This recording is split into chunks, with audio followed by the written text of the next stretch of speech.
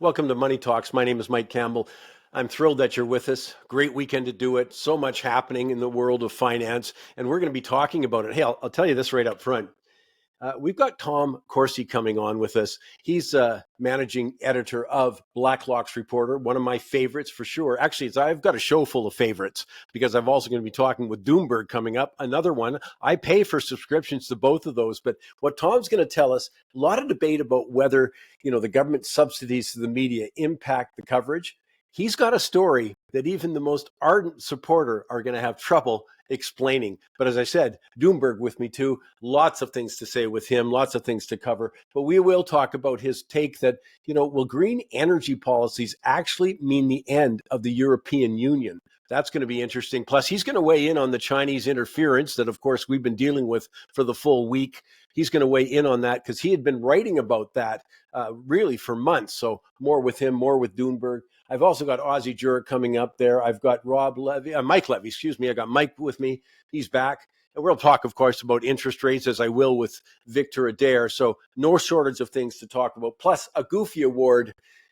It's super serious. It starts with actually maybe the silliest thing I've heard a politician say in my memory. Think of the competition for that, eh? But silliest thing, but it goes to a very serious Goofy right after that. But first, you want to know why it's so difficult to change the status quo in politics? I mean, people talk about that all the time. We want politics done differently or whatever. Well, especially when it comes to how government contracts are awarded, how they spend our tax dollars. Well, simply put, you know why it's hard to change? Because there's too much money involved, too many people who directly benefit from the status quo. It's in their best interest versus our best interest. And it's easy to see which one wins out. I mean, literally, billions of dollars are at stake. And I'm not just talking about obvious instances of questionable conduct like the ArriveCam app or the money the federal government funneled into We Charity. Well, actually, We Charity is a good example because it was $43.5 million and it was never reviewed by the Treasury Board. That's the federal agency mandated to overseeing federal spending.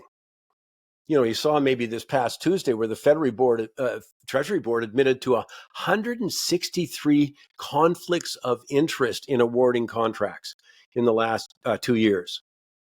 That's not our interest, that's for sure. You remember that old line that governments can't manage a lemonade stand? Well, sadly, there's a ton of evidence to support that point of view. But the main reason is no incentive to clean up the management. There's absolutely no incentive to spend our tax dollars effectively. Well, so they don't.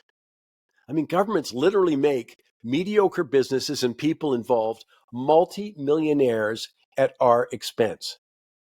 And I don't know, maybe we don't care, or maybe we just feel helpless when it comes to the waste and mismanagement of our tax dollars. But every time we get another Auditor General report, we get something from the Parliamentary Budget Office or some other example, man, most of us seem to shrug our shoulders. I don't know.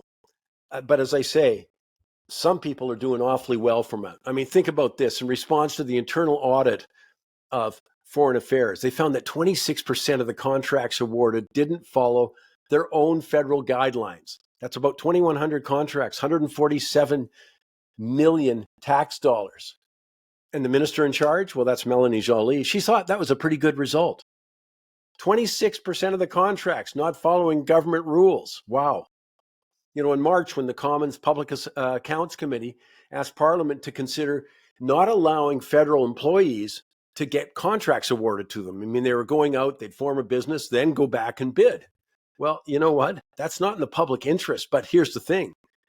Every Liberal voted against making that change. I look at the consultant issue that's been talked about so much recently because it's a huge increase, 16% increase, $21.6 million last year. But think of what Sam Boots, he's a senior policy advisor with the Treasury Board, said. It's hard to tell what work was involved, let alone how successfully the contract, turned out or not. And adding insult to injury, the Treasury Board states there are numerous cases where consultants are hired to check the work of other consultants. I mean, the list just goes on. I mean, the Canadian Infrastructure Bank, 35 billion tax dollars involved, but they just canceled the Lake Erie Connector project after spending $899,000 on consultants. Special Rapporteur, David Johnston, He spent the 3 months studying the Chinese interference. Well, he awarded millions in sole source contracts, but the one that grabbed my eye was the one that said, identify columnists and key opinion leaders to say nice things about them. That isn't my tax dollars in operation. My point is, do you think any of these people want to change in how the government operates? I mean, taxpayers are no match when it comes to trying to affect change in how government spends our money. Hundreds of millions of dollars are being made by thousands of people with the current system, and there is no interest in accountability or change. Meanwhile, as taxpayers, we seem to be paying more, but getting nothing more in return. Certainly not efficiency. Hey, just a reminder to join us on Mike's moneytalks.ca. You can sign up for 5 minutes with Mike's. I love the feedback, by the way. It's terrific, but 5 minutes with Mike. We can also go Money Talks tweets. Also join us on Michael Campbell's Facebook on Money Talks. It's my chance to get a whole bunch more information out there to you. You can decide what to do with it. But I do appreciate when people sign on. They recommend us to friends.